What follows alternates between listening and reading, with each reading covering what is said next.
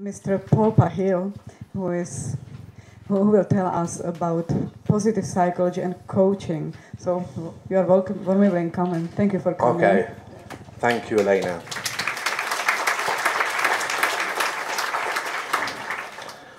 Hello, Konference. I'm pleased to be here. And when I heard Elena was doing a conference here in Brno, I was very excited. And I thought, this is great, you know, that such a conference will take place here. Most of my work over the last 4.5 years has been in Hungary, in Budapest. And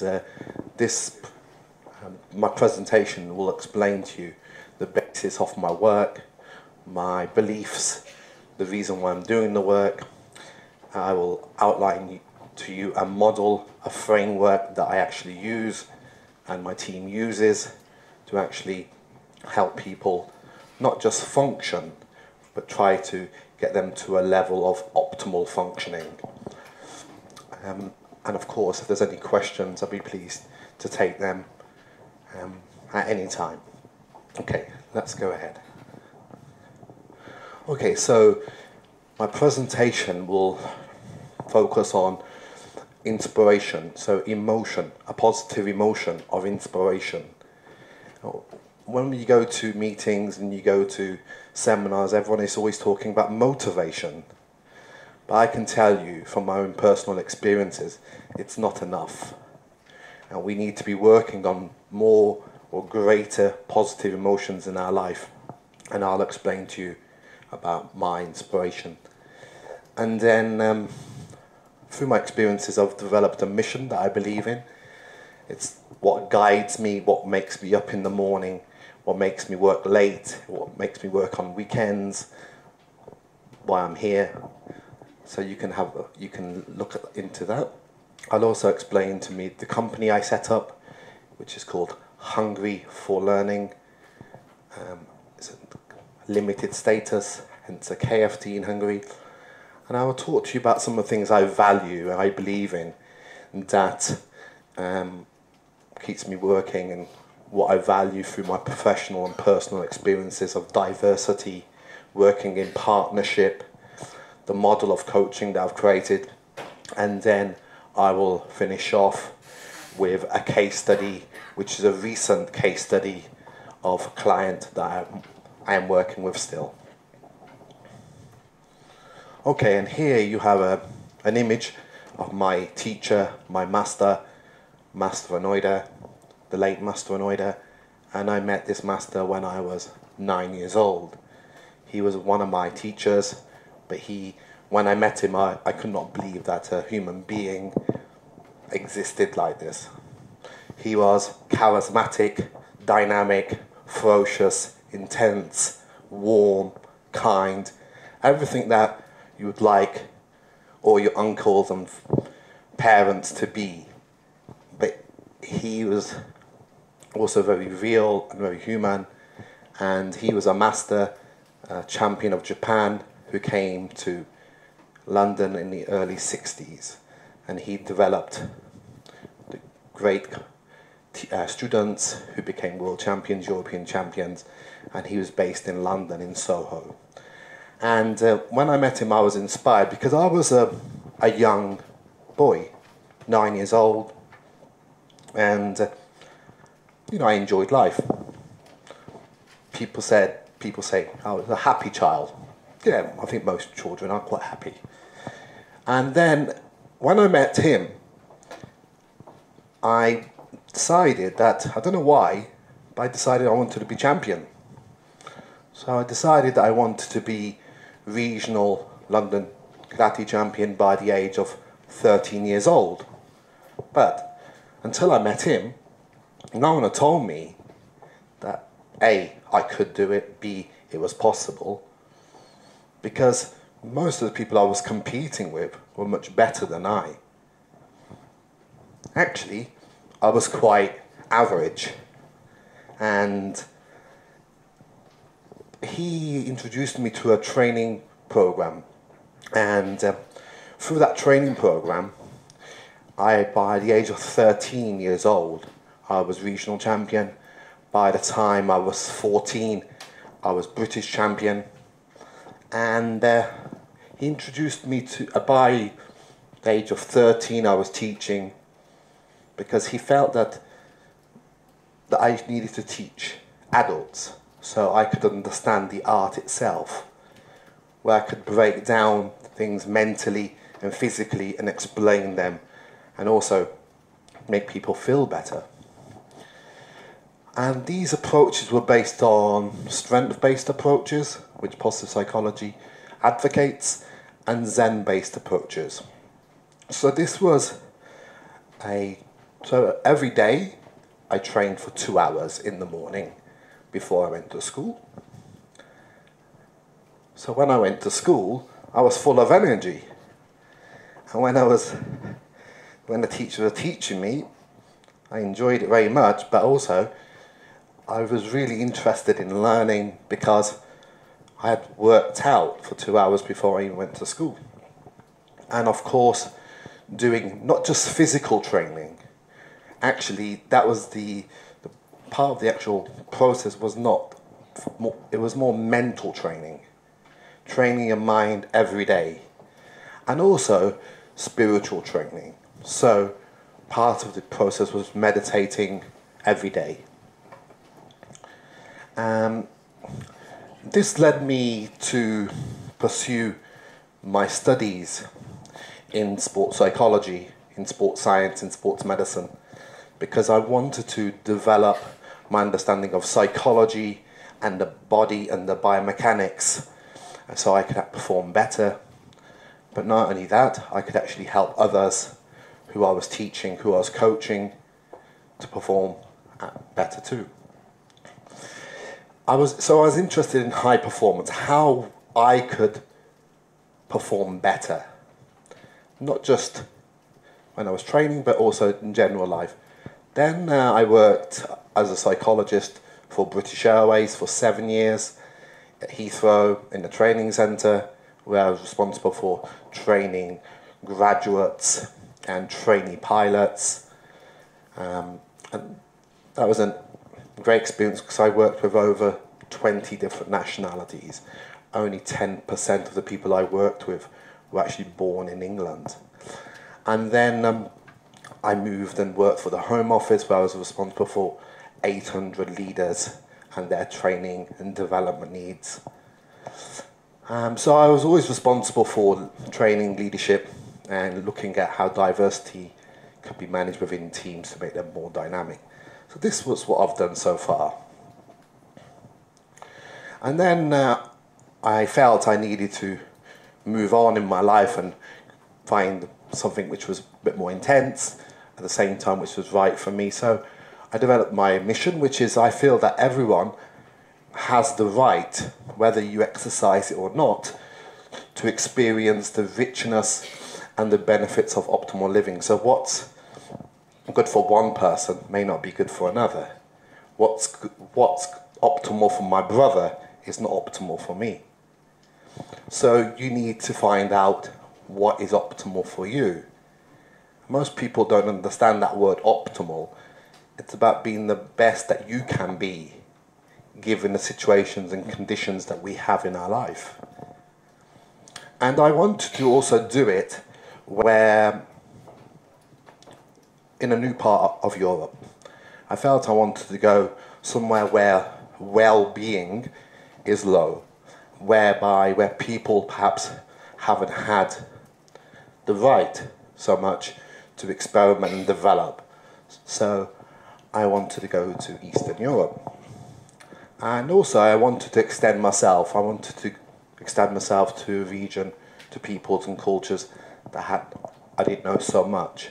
Although I went to school with Eastern European children, and of course some of my friends in London are basically from the Eastern Europe region. So of course I had a good understanding of the history. Also my father, most of his friends were Eastern Europe, so when I was young I was always in their company. So it was not new, but it was perhaps new in my life.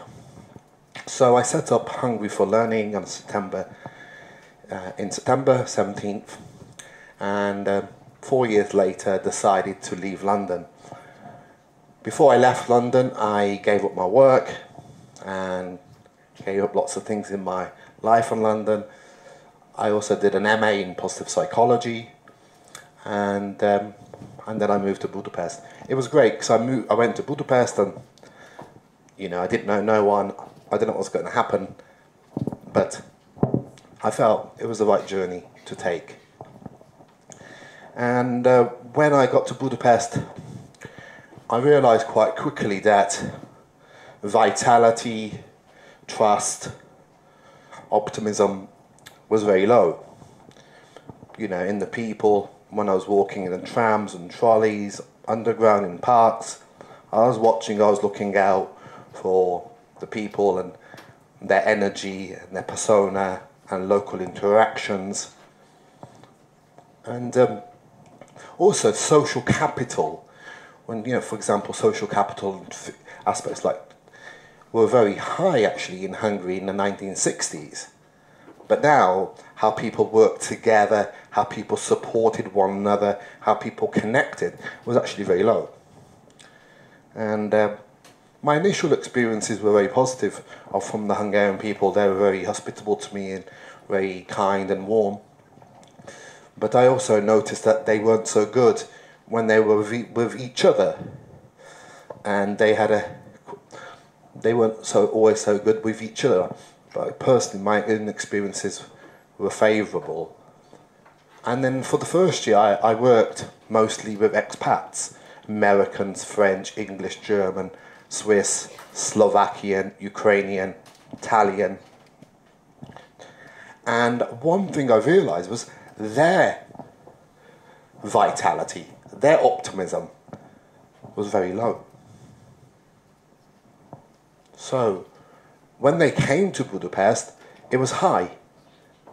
But now, they were very negative. And some of them, I measured their levels of positivity and negativity through using Barbara Fredrickson's tools, or whether using Key's methodology. And I was very surprised why they were languishing. At best, they were moderate in terms of their well-being. So it was a very good experience, and I recognised that the actual environment in everyone is living is creating this huge levels of negativity, and it's contagious, it's powerful, and unfortunately the levels of positivity were quite limited. So I decided to start writing some articles about positive psychology, because one of the founders of positive psychology is Hungarian, Mihaly Csikszentmihalyi, and of course his research is well known. But most people didn't know of what positive psychology is. And so I started to write articles which were released in the Hungarian media and in magazines. I also wanted to create a centre in Budapest whereby anyone on the street, anyone who wanted some help could come. Not business people, just everyday people. So they can come and have a drink of water, have a cup of tea, have a cup of coffee. Someone could greet them, they could take a seat, and also we would be able to support their learning or the development or the situation they're in. But because of the city, Buda and Pest, it's quite distinctive. It's very different part of the city. I thought, okay, rather than have one centre open to, and I wanted to open a centre whereby anyone could go in at any time, from 7 o'clock in the morning to 8 o'clock in the evening, not Monday to Friday, Monday to Sunday. So I wanted to make it accessible, so I set it up. And then where were we? So what happened was I wanted to use my experience of diversity, and I realised that most people don't understand about well-being. When I asked local people what well-being was, what the word was, they got it confused with everyday richness. I also wanted to create a website which was friendly to Hungarian people. So I used the word, we felt this word was more culturally sensitive. Életerő. Életerő in Hungarian means life force. It means greater vitality, greater energy. And that was what was lacking. And I wanted to use a symbol which epitomized life. And the model of the DNA model, the double helix, to me represents life. It represents when we are born to flourish. We have all that within our DNA and the beauty of our lives. And of course, there's only one way up. And of course, to me, I also recognized that there were lots of different nationalities in Budapest. Not just Hungarian, not just Slovakian, not just Russian, Ukrainian. Lots of Germans and Austrians and French and Mexican. So I felt there was a need to create something for the citizens of Europe. So I set up our goal of creating a website for 10 languages. That was the minimum, because of course 10 is better than 9, but it's not as good as 11. So we've got a lot of work to do. And then we started doing workshops for the public, for everyday people. And when we did the workshops, the intention was to deliver them in Hungarian and also in English. But when we first did the workshops, mostly non-Hungarians came. We had 90% non-Hungarians. We had French, German, Swiss, Italians, Slovakians, Ukrainians, but we didn't have Hungarians. We only had maybe 10%. However, we persisted and did interesting programs, whether it was on the psychology of love, or whether it was on parenting, whether it was on how to increase your well-being, how to improve your life, what you could change in your life, what you cannot change in life. Topics that people wanted. And the feedback we got was very encouraging. And people said things like, you know, I wish I'd been on this program a long time ago, or I wish this is what I was looking for, or when's the next one, or wish it was longer. These kinds of positive comments. And of course, we continued to deliver the workshops. And then we had quite a lot of approach from companies, from business teams, sales companies, who wanted us to help them and develop their staff, their potential. So we started working with companies too. And so we felt that it was very important to work on the social capital, on the social level, which I feel is very missing and absent in Hungary, not just the business level. And I think one feeds the other and one supports the other. So I advocate a dual way of working, and this is something that not only gives us a great lot of satisfaction, it gives us a lot of positivity too. Because we don't have the positivity, we can't help someone else with their levels of positivity. So one of the things that we've been doing in Hungary is working with other companies. I didn't really want to go and contact companies and say, we've got an interesting approach, you should work with us. What I did was I contacted companies, some of those are there, and said, this is what we do, I really like what you do, so we should work together. So we will promote you as well as you promoting us. What we call a win-win scenario. Because we should be looking for as many win-win situations as possible in our lives. And people who are flourishing, I don't know if you know, but they always aim for a win-win.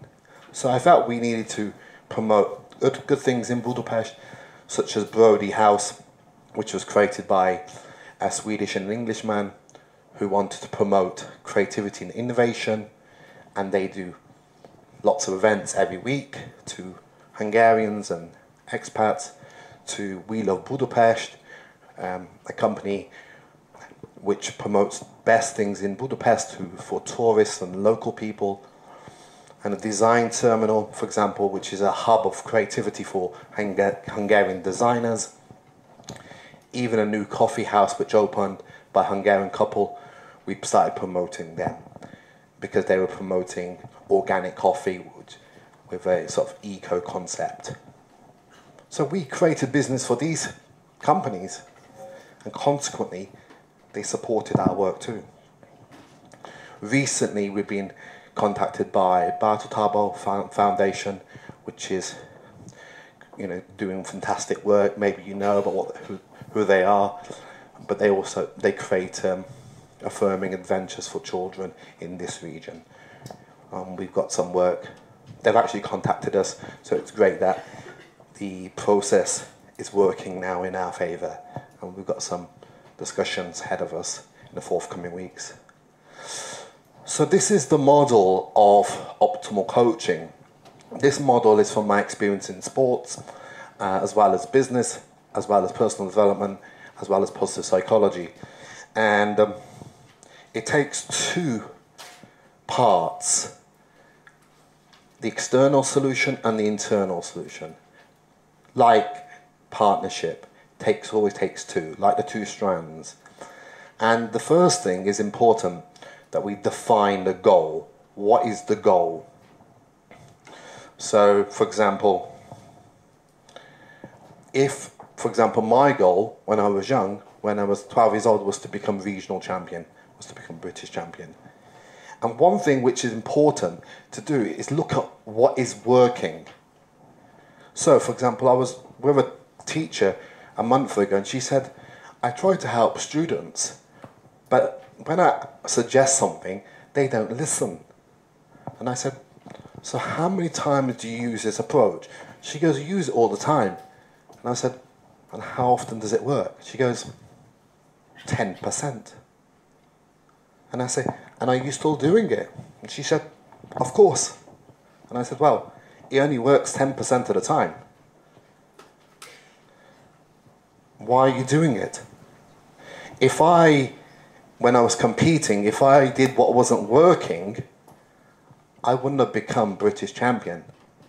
I wouldn't have become in the British team for 20 years. I had to focus on what was working and do it consistently, and do it in new ways and different ways. What is working, not working, needs to be understood, and it needs to be minimalized quickly, and of course in a sustainable way. And of course it's very important to look at what the future looks like, because if we focus on today and you look at lots of people will stay depressed. But if you look at what can be, that activates some level of positivity, and people will be a bit more inspired. As well, we need to monitor and evaluate, and it's important to try to monitor things as much as you can, whether it's on a weekly basis, on a daily basis, or in whatever way, phone calls, emails, whatever suits to the client. Now, the other half is is very important, the internal solution, and this is what we need to do. We need to use more positive emotions. When we measure people's emotions, most people are working on a one negative, one positive. At best, 2 positive, 1 negative per interaction. That's not enough for flourishing. So, what we want to do, we want clients to work more to their interests, more to their talents, and trying to create more, getting clients to work more to their strengths. And of course, it's important for clients to self-monitor, because of course, that helps them continue what they're doing when we're not with them. So, I'm going to now show you how this approach works with one client. Okay, so I had a lady who contacted me. She was in her 30s, Petra, and what her goal was, she wanted to become a mother. She had worked very hard, and she had worked, but she had become very frustrated. She was in her 30s and she hadn't become pregnant. She was actually in a long-term relationship, and she contacted me, and she was very stressed by this. I measured her well-being, and the well-being was quite low. On other times it was moderate, so it was okay.